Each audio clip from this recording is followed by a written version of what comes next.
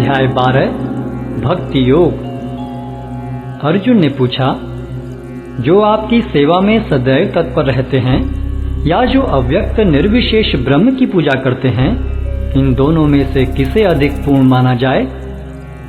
श्री भगवान ने कहा, जो लोग अपने मन को मेरे साकार रूप में एकाग्र करते हैं और अत्यंत श्रद्धापूर्वक मेरी पूजा करने में सदैव लगे रहते हैं, वे मेरे द्वारा परम सिद्ध माने जाते हैं।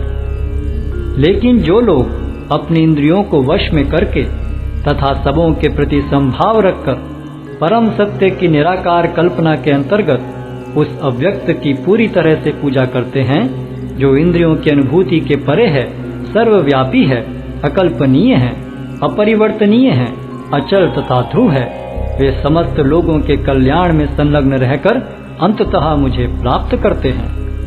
जिन लोगों के मन परमेश्वर के अव्यक्त निराकार स्वरूप के प्रति आसक्त हैं, उनके लिए प्रगति कर पाना अत्यंत कष्टप्रद है।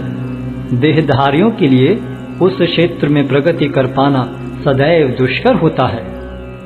जो अपने सारे कार्यों को मुझ में अर्पित करके तथा अविचलित भाव से मेरी भक्ति करते हुए मेरी पूजा करते हैं और अपने चित्तों को मुझ पर स्थित करके निरंतर मेरा ध्यान करते हैं, उनके लिए हे पार्थ, मैं जन्म मृत्यु के सागर से शीघ्र उद्धार करने वाला हूँ। मुझ भगवान में अपने चित्त को स्थिर करो और अपनी सारी बुद्धि मुझ में लगाओ। इस प्रकार तुम निस्संदेह मुझ में सदैव वास करोगे। हे अर्जुन, हे धनंजय, यदि तुम अपने चित्त को विचल भाव से मुझ पर स्थिर नहीं कर सकते, तो तुम भक्ति योग के विधि विधानों का पालन करो। इस प्रकार तुम मुझे प्राप्त करने की चाह उत्पन्न करो। यदि तुम भक्ति योग के विधि विधानों का भी अभ्यास नहीं कर सकते, तो मेरे लिए कर्म करने का प्रयत्न करो, क्योंकि मेरे लिए कर्म करने से तुम पूर्ण अवस्था को प्राप्त होगे। किंतु यदि तुम मेरे इस भावनामृत में कर्म करने में असमर्थ हो, तो तुम अपने कर्म के समस्त फलों को त्याग कर कर्म करने का तथा आत्मस्थित होने का प्रयत्न करो। यदि तुम यह अभ्यास नहीं कर सकते, तो ज्ञान के अनुशीलन में लग जाओ। लेकिन ज्ञान से श्रेष्ठ ध्यान है और ध्यान से भी श्रेष्ठ है कर्म फलों का परित्याग, क्योंकि ऐसे त्याग से मनुष्य को मन शांति प्राप्त हो सकती है।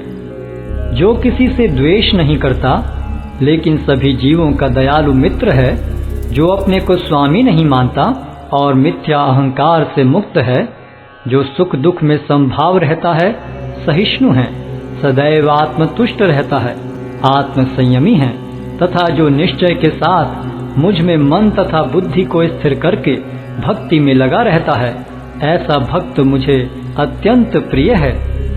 जिससे किसी को कष्ट नहीं पहुंचता तथा जो अन्य किसी के द्वारा विचलित नहीं किया जाता, जो सुख दुख में भय तथा चिंता में संभाव रखता है, वह मुझे अत्यंत प्रिय है। मेरा ऐसा भक्त जो सामान्य कार्यकलापों पर आश्रित नहीं है, जो शुद्ध है, दक्ष है, चिंता रहित है, समस्त कष्टों से रहित है और किसी फल के लिए प्रयत्नशील नहीं रहता, मुझे अतिशय प्रिय है। जो न कभी हर्षित होता है न शोक करता है, जो न तो पछताता है न इच्छा करता है, तथा जो शुभ तथा अशुभ दोनों प्रकार की वस्तुओं का परित्याग कर देता है, ऐसा भक्त मुझे अत्यंत प्रिय है।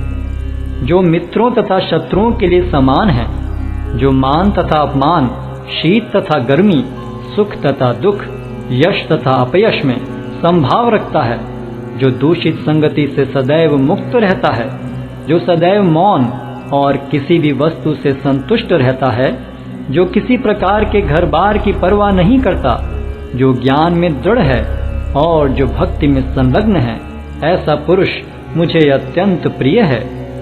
जो इस भक्ति के अमर पथ का अनुसरण करते हैं और जो मुझे ही अपना चरम लक्ष्य बनाकर श्रद्धा सहित पूर्ण रूपेण संलग्न रहते हैं, वे भक्त मुझे अत्यधिक प्रिय हैं।